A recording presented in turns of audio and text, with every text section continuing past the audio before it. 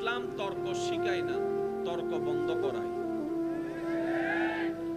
ইসলাম ঝগড়া লাগায় না, ঝগড়া বন্ধ করায়। ইসলাম শত্রুতা শিখায় না, মায়া শিখায়।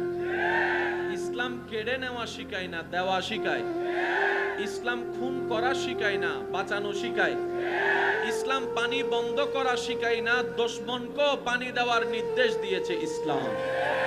এবার আপনারাই বিবেক দিয়ে বলুন, যারা পানি খাওয়ায়, যারা খাবার খাওয়ায়, যারা রাস্তা খুলে দেয়, যারা মানুষের ইজ্জত হেফাজত করে, যারা মানুষের সম্মান রক্ষা করে, যারা মানুষকে কথা দিয়ে আঘাত করে না, যারা মানুষের লজ্জা হিসাব করে, যারা মানুষের ইজ্জত হিসাব করে, যারা মানুষের সম্পদ হিসাব করে, তাদের দ্বারাই কি অশান্তি হবে নাকি শান্তি হবে? সেজন্যই ইসলাম মানে শান্তি।